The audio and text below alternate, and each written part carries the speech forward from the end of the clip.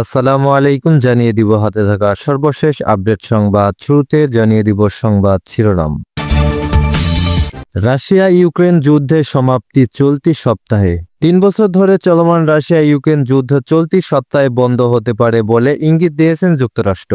স্থানীয় সময় শনিবার 22 ফেব্রুয়ারি হোয়াইট হাউসের প্রেস সচিব ক্যারোলিন লেভিট সাংবাদিকদের কথা জানান। 2022 সালে 24 ফেব্রুয়ারি স্থানীয় সময় রাতে ইউক্রেনে সামগ্রিক অভিযান শুরু করে রাশিয়া। রুশ বাহিনীর হামলার মধ্য দিয়ে পাল্টাতে শুরু করে বিশ্ব রাজনীতির দৃশ্যপট। 3 বছর ধরে চলা এই যুদ্ধ ব্যাপক ক্ষয়ক্ষতি আর প্রাণহানি হয়েছে দুই পক্ষের। শনিবার রাশিয়া ইউক্রেন যুদ্ধ নিয়ে আসার কথা শোনান হোয়াইট হাউসের প্রেস সচিব ক্যারোলিন লেভিট। বলেন, 3 বছর ধরে চলা এই সংঘাত বন্ধে চলতি সপ্তাহের মধ্যে একটি চুক্তিতে পৌঁছার ব্যাপারে আত্মবিশ্বাসী ডোনাল্ড ট্রাম্প। লেভিট সাংবাদিকদের বলেন, প্রেসিডেন্ট এবং তার দল এই যুদ্ধের উভয় পক্ষের সঙ্গে আলোচনা চালিয়ে যাওয়ার দিকে বেশ মনোযোগী। খনিজ সম্পদ নিয়ে চুক্তি না করলে ইউক্রেনে স্টার্লিং সেবা বন্ধ করার হুমকি যুক্তরাষ্ট্রের। হোয়াইট হাউসের প্রেস সচিব আরও জানান, জাতীয় নিরাপত্তা উপদেষ্টা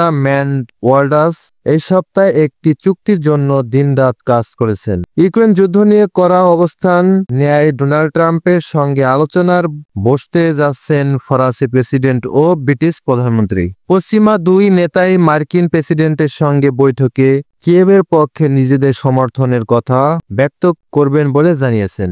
অন্যদিকে যুদ্ধবিরতি ইস্যুতে আলোচনায় শীঘ্রই ট্রাম্প পুতিন বৈঠক হতে যাচ্ছে বলে জানিয়েছেন রুশ উপপররাষ্ট্রমন্ত্রী।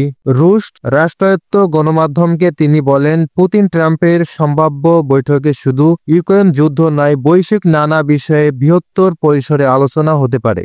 রুশ উপপররাষ্ট্রমন্ত্রী আরও বলেন, এখানে প্রশ্ন হলো আমাদের দুই দেশের সম্পর্কে স্বাভাবিক করার উদ্যোগ শুরু করা, সবচেয়ে শুষ্ক ও সম্ভাব্য বিপজ্জনক পরিস্থিতিগুলোর নিরসন করার উপায় বের করা। ইউক্রেন পরিস্থিতি সহ এই ধরনের অসংখ্য বিষয় রয়েছে।